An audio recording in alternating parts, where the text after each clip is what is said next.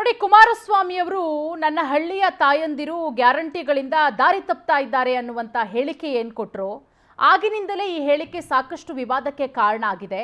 ಇದನ್ನೇ ಕಾಂಗ್ರೆಸ್ ಒಂದು ರೀತಿಯಲ್ಲಿ ಅಸ್ತ್ರವಾಗಿ ಬಳಸಿಕೊಂಡಿದೆ. ಅದರ ಜೊತೆಗೆ ರಾಜ್ಯಾದ್ಯಂತ ಪ್ರತಿಭಟನೆಗೂ ಕೂಡ ತಾಲೂಕು ಕೇಂದ್ರಗಳಲ್ಲಿ ಕರೆ ಕೊಟ್ಟಿರೋದು. ಇನ್ನು ಕುಮಾರಸ್ವಾಮಿ ಅವರ ಹೇಳಿಕೆಗೆ ಕಾಂಗ್ರೆಸ್ ನಾಯಕರುಗಳು ಕೂಡ ರಿಯಾಕ್ಟ್ ಮಾಡಿದ್ದಾರೆ.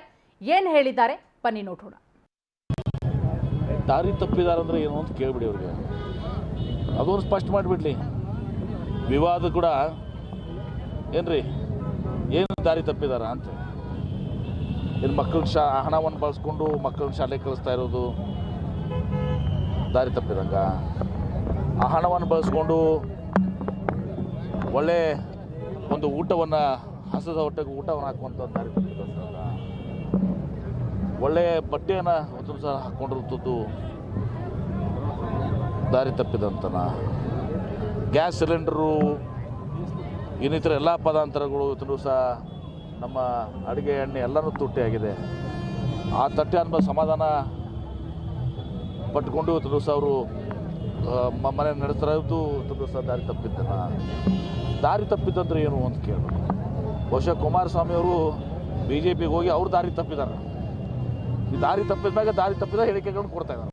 ಅವರು ಮಾತನಾಡುತ್ತಾ ಕಾಂಗ್ರೆಸ್ ಸರ್ಕಾರದ ಗ್ಯಾರಂಟಿ ಯೋಜನೆಗಳಿಂದ ಹಳ್ಳಿಯ ತಾಯಂದಿರು ಸ್ವಲ್ಪ ದಾರಿ ತಪ್ಪಿದ್ದಾರೆ.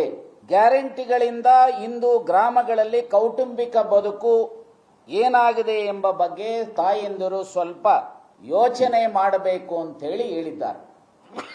ನಾನು ನಿಮ್ಮ ಮೂಲಕ ಕೇಳಿಕೆ ಬಯಸ್ತೇನೆ, ಮಿಸ್ಟರ್ ಕುಮಾರಸ್ವಾಮಿ ಅವರೇ, ಯಾರಿವತ್ತು ಆಹಾರದ ಕೊರತೆಯಿಂದ ಕಷ್ಟಕ್ಕೆ ಗುರಿಯಾಗಿರುವಂತವರಿಗೆ ಉಚಿತವಾಗಿ 10 kg ಆಹಾರ ಕೊಡ್ತಾ ಇರುವಂತದ್ದು ತಪ್ಪ?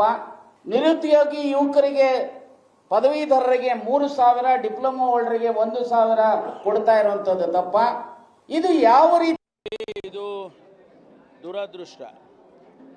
ಈ ರಾಜ್ಯದ ಒಬ್ಬ ಮುಖ್ಯಮಂತ್ರಿ ಆಗಿದ್ದಂಥವರು ಅವರ ಬಾಯಿನಲ್ಲಿ ಯೋಜನೆಯನ್ನು ವಿರೋಧ ಮಾಡಲಿ, ನಮಗೇನು ತೊಂದರೆ ಇಲ್ಲ. ಯಾಕೆಂದರೆ ನಾವು ಯೋಜನೆ ತಂದಿದ್ದೇವೆ, ಆ ಯೋಜನೆ ಸರಿಯಿಲ್ಲ ಅಂತಕ್ಕಂಥ ಮಾತನ್ನು ಹೇಳಿ.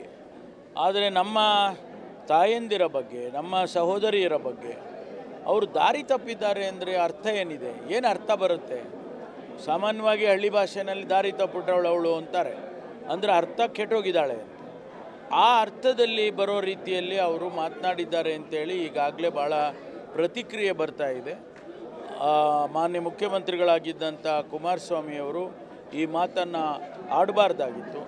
ಅವರು ನಮ್ಮ ರಾಜ್ಯದ ಮಹಿಳೆಯರನ್ನು, ತಾಯಂದಿರನ್ನು ಅವರು ಕ್ಷಮೆಯನ್ನು